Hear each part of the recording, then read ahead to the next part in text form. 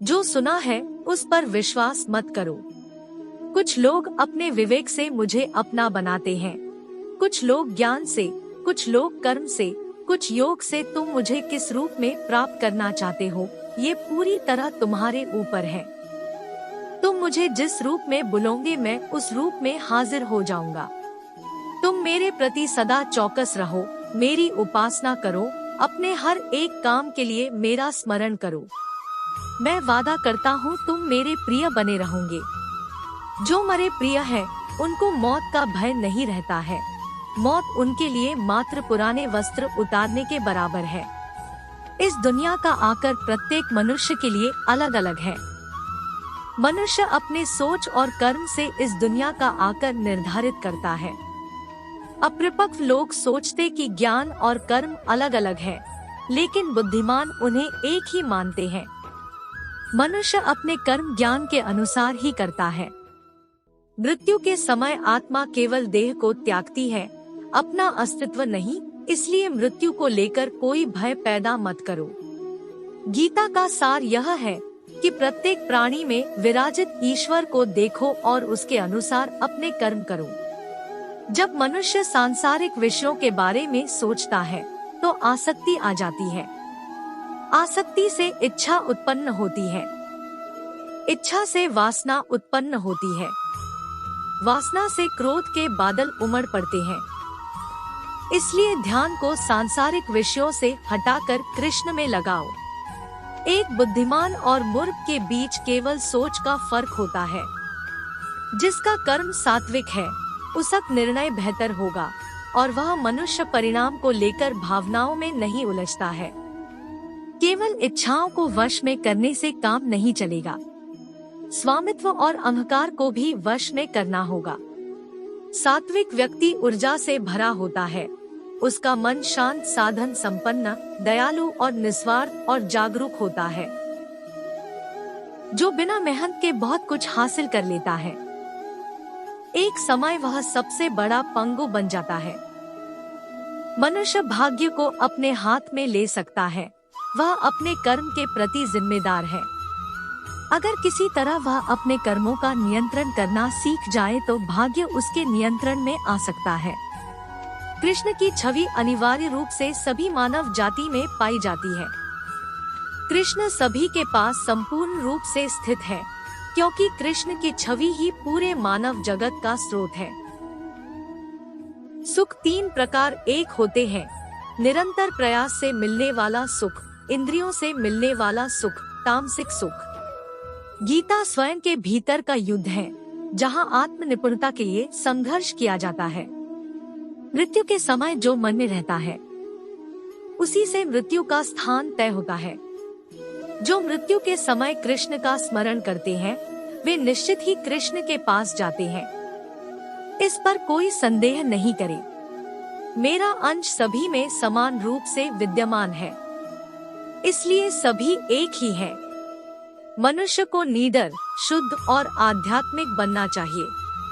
जीवन का आनंद लो, उदार दिल से बातें करो, किसी पर क्रोध मत करो, किसी का अहित मत सोचो, सभी के सद्भाव के साथ पेश आओ।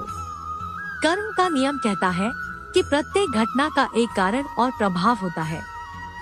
समान रूप से किए गए कार्य के परिणाम अलग अलग हो सकते हैं। यह केवल इस बात पर निर्भर करता है कि वह कर्म करता किस प्रकार है। जब मन लगता दौड़ता रहता है और इंद्रियां भटकती रहती है, तो ज्ञान हवा की तरह दूर भाग जाता है और एक जहाज की तरह उड़ जाता है। तुम्हारी अधूरी इच्छाएं तुम्हारी खुशी को मार देती है। इसलिए इच्छाओं की कमी एक खुशी की कुंजी है। सबसे बड़ा हत्यारा समय है। समय सब कुछ मार देता है। शांत मन, नम्रता, संयम और पवित्रता मन के अनुशासन है। मन चंचलता से भटकता रहता है। यह तुम्हारी एक नहीं सुनेगा। हर बार जब मन गलत व्यवहार करता है तो मन को अपनी बुद्धि से मध्य स्थिति में लेकर आओ। वह काम जिसकी शुरुआत किसी अच्छे उद्देश्य के लिए की गई हो, उसका अंत कभी बुरा नहीं होता है। इंद्रियां शरीर से ऊंची है, मन इंद्रियों से ऊंचा है। बुद्धि मन से भी ऊपर है और बुद्धि के ऊपर आत्मा है जो कि सर्वोच्च है। जो मनुष्य आत्मा को जान लेता है वह सब कुछ जान लेता है। जिस प्रकार आग एक लकड़ी को जलाकर राख कर देती है, उसी प्रकार आत्मज्ञान आपके अंदर चलने वाले सभी द्वैत कार्यों को भस्म कर आपको आंतरिक शांति प्रदान करता है। जो मनुष्य शुद्ध हृदय से भक्ति अर्पित करता है, मैं उसको खुशी खुशी स्वीकार कर लेता हूँ। जो व्यक्ति नफरत के बदले प्यार लौटाता है, वह सबसे बड़ा बहादुर और साहसी है। एक ही समय में मन में दो विचारों को लेकर चलने वालों के लिए कोई सुख का मार्ग नहीं है। जो सदा संदेह करता है, उसका इस संसार में होना सार्थक नहीं है। थोड़ा थोड़ा करके धैर्य और बार बार प्रयास से आप अपने मन को नियंत्रित कर सकते हैं। डर वास्तविक नहीं है, क्योंकि डर की कोई वजह नहीं होती है। जिसको तुमने वजह मान लिया वह निरर्थक है। मनुष्य स्वयं अपना मित्र है और शत्रु भी स्वयं ही है। प्रयास कभी बेकार नहीं जाता है, न कभी असफलता होती है। एक छोटा कदम भी इंसान को आध्यात्मिकता के मार्ग पर आगे बढ़ाता है। कृष्ण ज्ञान है, केवल वही ज्ञान की वस्तु है और वही ज्ञान का लक्ष्य है। शांत मन से मौन होकर कुछ क्षणों के लिए आपको कृष्ण की आंखों में देखना होगा। जब एक बार कृष्ण की आंखें आपको अंदर खींचन लेगी तो आप बाहर नहीं आ सकते हैं। हमारी आत्मा आध्यात्मिक रूप से सो रही है। जिस प्रकार एक अलार्म घड़ी एक सोते हुए आदमी को जगा देती है, उसी तरह भगवान कृष्ण के सुविचार आध्यात्मिक वास्तविकता के प्रति जागृत करने में भूमिका निभाते हैं। यदि आप जीवन से संबंधित ज्ञान प्राप्त करने के लिए या खुद को प्रेरित करने के लिए श्री कृष्ण सुविचार की तलाश कर रहे हैं, तो आपको यहाँ सबसे अच्छे और सुविचार मिलेंगे। अच्छाइयों की रक्षा के लिए, दुष्टों के विनाश के लिए, धर्म की दृढ़ता से स्थापना करने के लिए मैं युगों युगों से जन्म लेता आया हूँ और आगे भी इसी तरह लेता रहूँगा। जब जब इस धरती पर अधर्म और पाप की महिमा बढ़ जाती है, तब तब भगवान अवतरित हुए हैं। रावण को पापों से मुक्त करने के लिए भगवान श्री राम को इस धरती पर आना पड़ा था। प्रहलाद को हिरण्यकश्यप से बचाने के लिए भगवान को नरसिंह का अवतार लेना पड़ा था। ईश्वर एक है, उनके रूप अनेक हैं। भगवान अपने भक्तों के संरक्षण के लिए हर हालत में अवतरित होते हैं। आत्मा को प्रदूषित करने और नरक की तरफ बढ़ने के 3 दरवाजे हैं: वासना, क्रोध और लालच। आत्मा वह पवित्र स्थान है जहाँ भगवान का वास होता है। अगर इस आत्मा को वासना, क्रोध जैसे गंदे विचारों से भरते हो तो आत्मा रूपी मंदिर ईश्वर के आशीर्वाद से खाली हो जाता है। जहाँ ईश्वर का वास नहीं होता है, वह नरक के समान ही तो है। मनुष्य अपने विश्वासों के परिणाम स्वरूप ही बनता है। जिस तरह से वह यकीन कर लेता है, उसी तरह वह बन जाता है। अगर आप किसी एक विषय को अपना लक्ष्य बनाकर उस पर सतत चिंतन मंथन करते हैं, तो निश्चित ही आप उसको हासिल कर लेते हो। इसके लिए आपको उस विषय को स्वीकार करना होगा, उसको मानना होगा। एक बार जब आप उसमें खो जाएंगे, फिर आप वही बन जाएंगे।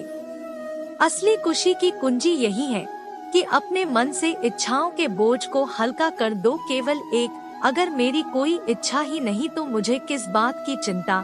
किसी के पास कुछ होने और मेरे पास न होने का दुख इसलिए होता है क्योंकि मैंने भी उस चीज से दिल लगाया जो मेरे पास नहीं है, और वह मैंने किसी और के पास देखी। जिस दिन मेरी इच्छाएं खत्म हो जाएगी, मेरी सारी चिंताएं खत्म हो जाएगी। कुछ पाने की चाहत आप जितनी अधिक रखते हो, आप उतने ही निराश होते हैं। अगर कुछ मिल जाए तो खुशी का ठिकाना नहीं, अगर कुछ ना मिले तो दुख का पहाड़ टूट पड़ता है। ये हमारी चाहत ही तो है जो परिस्थितियों के अनुसार हमको बार बार विचलित करती है। क्यों ना कुछ ऐसा किया जाए जिनसे हमारी सारी चाहत खत्म हो जाए। फिर कुछ मिले या न मिले, हम निराश नहीं होंगे। आपको जो करना है उसी को करो, घमंड से मत करो, कामना से मत करो, द्वेष भावना से मत करो, बल्कि प्यार, दया और विनम्रता से करो। आपको क्या लगता है, आपने जो किया उसका परिणाम वही मिलेगा जो आप सोच रहे हैं। अगर आपने अपने कर्म मार्ग में अहंकार, ईर्ष्या, वासना को शामिल किया है तो आपको प्रतिकूल परिणाम मिलेंगे। अपने कर्मों की गति में प्रेम, करुणा को शामिल करें। आपको अपने हर कर्म का सत्फल मिलेगा। जिसने अपने मन पर विजय प्राप्त कर ली है उसके लिए मन सबसे अच्छा मित्र है, लेकिन जो ऐसा करने में असफल रहा है उसके लिए मन सबसे बड़ा शत्रु है। हमारा मन यादृच्छिक रूप से भटकता है, जो देखता है उसी के पीछे भागने लगता है। ऐसा मन कभी आपको जीतने नहीं देगा।